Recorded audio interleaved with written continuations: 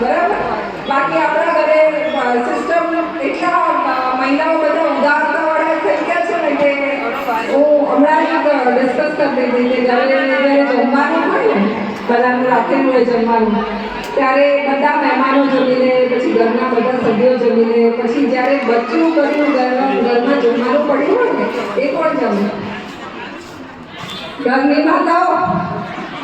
બચ્ચું છે પછી બચ્ચું દૂધ નથી એમ કરીને પૂરું કરી દેવાનું, બરાબર. પણ એ બધા કોમ્પ્રોમાઇઝ નથી કરવાના આપણે, બરાબર. અને અહીંયા જે મેઇન મેમ્બર્સ બધા ઉપસ્થિત છે, બહારની સાઈડ ઊભા છે, એમણે આ બધું જોવાનું છે કે આપણી દીકરીઓ, આપણી માતાઓ, આપણી બહેનો આપણી સાથે ને સાથે દરેક વસ્તુમાં જોડે ઊભી રહે. અને અહીંના ગામના વાસીઓ તો માનું છું કે એવું કરે છે, બાકી આ સંમેલન પોસિબલ ના થયું હોત. કારણ કે આ બધા વડીલો મને ઘરના બધા દીકરાઓ પિતાઓ એમનો સાથ સહકાર વગર કદાચ તમે આટલા સરસ રીતે અહીંયા એકત્રિત ના થઈ શક્યા હોય. હા ને, એટલે બધાને ખૂબ ખૂબ અભિનંદન પાઠવું છું. ભવિષ્યમાં આ પહેલું સંમેલન છે.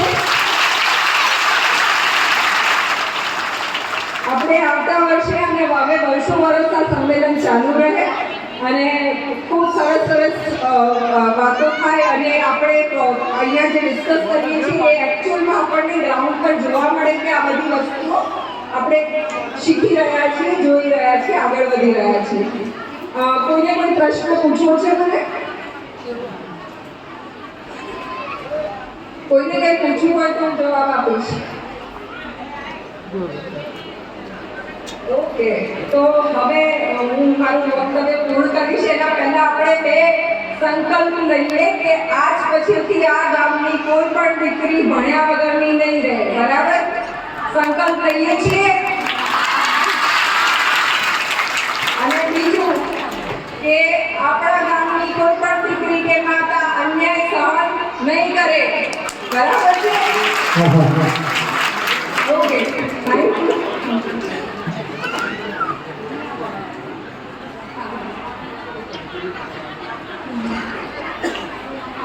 મને એક પોલીસની ભરતી માટે વાત કરી કે પોલીસ ભરતી માટે અમારી કોઈ ઉત્સાહિત છે પોલીસમાં આવવા માટે?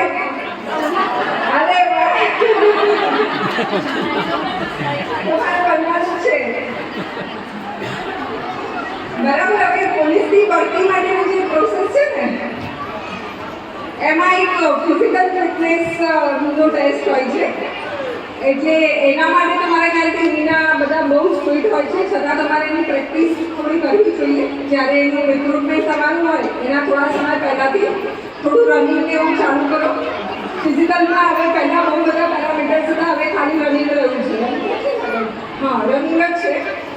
એટલે અને બાકી તમારું હાઈટ વેઇટ એનું હોય છે, એમાં તો મારે ખાલી પ્રશ્ન આવો ના જોઈએ, એનું થોડું જોઈ લેવાનું. વેઇટ ઓછું થતું હોય કે એવું હોય તો એના માટે પહેલેથી પ્લાનિંગ કરવાનું, બરાબર. એટલે મેઇન રનિંગનું છે. અને એકવાર તમે એ સ્ટેજ પાસ કરી દો ને એના પછી તમારે એક્ઝામ આપવાની હોય છે, એક લેખિત એક્ઝામ હોય છે. એ લેખિત એક્ઝામ માટે બહુ જ બધા બુક્સને અવેલેબલ હોય છે, બહુ બધું મટીરિયલ ઓનલાઈન અવેલેબલ છે. જે એમાં મારું પણ સિલેક્શન થયું ને એના માટેનો એક મંત્ર આપીશ તમને કે છે ને આ મંત્ર યાદ રાખવાનો, pain of discipline versus pain of regret. એટલે આને ગુજરાતીમાં કહું કે પેઇન ઓફ ડિસિપ્લિન એટલે કે તમે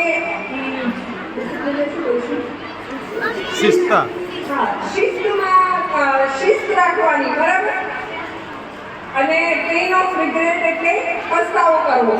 એટલે જ્યારે તમે તૈયારી કરતા હો ને ત્યારે બહુ બધી વાર ફીલ થાય આપણને કે આ વસ્તુ મારાથી નહીં થઈ શકે, બહુ ડિફિકલ્ટ છે. હું મારું પર્સનલ એક્ઝામ્પલ વાત કરીશ. કારણ કે મેં 9 વર્ષ બેંકની સર્વિસ પછી તૈયારી ચાલુ કરી હતી. એટલે હું પહેલા દિવસે જ્યારે બુક લઈને બેઠી ને તો એ દિવસે મારાથી એક પેજ વંચાયું હતું. પછી મેં રાત્રે ગૂગલ કર્યું કે કોઈ સામાન્ય વ્યક્તિ એક આખા દિવસમાં જે 8 કલાક વાંચે તેમાં કેટલા પેજ વાંચી શકે? તો જવાબમાં એવું લખ્યું કે એક સામાન્ય વ્યક્તિ 50 પેજ વાંચી શકે. તો મને એવું થયું કે મારાથી તો એક પેજ પૂરું નથી થશે, તો 50 પેજ એક દિવસના વાંચવા તો ક્યાંથી પહોંચાશે, બરાબર. પણ એ દિવસે મેં મૂકી ના દીધું એ દિવસે એક પેજ વંચાયું, અઠવાડિયા સુધી એક જ પેજ વંચાયું, પણ પછી એવું હતું કે 400 કંઈક પાનાની બુક હોય ને મારાથી 6 કલાકમાં પૂરી થઈ ગઈ હતી. એટલે શું છે કે તમે મહેનત કરશો, પોતાના પર વિશ્વાસ રાખવાનો, બસ કે ભલે નથી યાદ રહેતું, નથી થતું, પણ કાલે ઉઠીને એમ થાય ને જ્યારે તૈયારી કરતા હતા એ સમયે જો થોડી વધારે મહેનત કરી દીધી હોત તો આપણું ભવિષ્ય કંઈક અલગ હોત. બરાબર? એ લેવલ સુધીની મહેનત કરવાની કે આટલું કર્યા પછી પણ નથી થઈ રહ્યું તો પછી કંઈ આપણા નસીબમાં નહીં હોય. પણ જો ક્યારેય એવું ફીલ ના થવું કે આપણે મહેનત નથી કરી ને એના કારણે આપણું નથી થયું. બરાબર? એટલે મહેનત કરશો તો ભગવાન પણ તમારો સાથ આપશે, ભગ તમારો સાથ આપશે. એટલે બસ કોઈ પણ વસ્તુને નક્કી કરો ને એની પાછળ લાગી જાઓ, અને બાકી ફેમિલીનો સપોર્ટ મળશે ને તો મને નથી લાગતું કે કોઈ પણ પાર્ટી કોઈ અચીવ કરવામાં પાછળ પડશે. બીજી વસ્તુ, પોલીસ ડિપાર્ટમેન્ટમાં થોડું લોકોની હેઝિટેશન હોય છે કે મહિલાઓ તરીકે પોલીસમાં જવું જોઈએ કે કેમ. બરાબર?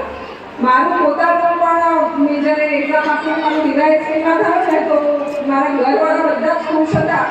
ખાલી એ બહુ દુઃખી હતી એટલે મેં બીજા દિવસે એક્ઝામનું ફરી ફોર્મ ભર્યું એટલે ડીવાયએસપી તો નથી ભરવું. બરાબર? અને પછી ફરી એક્ઝામ આપીને મારું ડેપ્યુટી કલેક્ટરમાં સિલેક્શન પણ થઈ ગયું. પણ એટલી વાર સુધીમાં જ્યાં સુધી મેં જોઈનિંગ કર્યું ને ત્યાં સુધી મારે 3 વર્ષ પોલીસમાં થઈ ગયા હતા. અને પછી મારી ઈચ્છા જ ના થઈ કે મારે છોડીને પેલામાં જવું છે. એટલે પછી સિલેક્શન થઈ ગયું હતું પણ હું ના ગઈ. બરાબર? બહુ સારું થયું છે.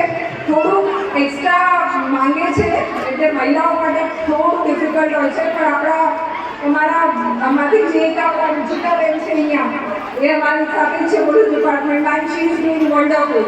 હે ને? એટલે તમે બધા પણ કરી શકશો. એટલે પોલીસમાં આવતા હેઝિટેશન ના કરશો. તમને જે ગમતું હોય એ ફિલ્ડ ચૂઝ કરજો, પણ બસ તમારા સપનાઓ સુધી પહોંચવાની પૂરી કોશિશ કરજો.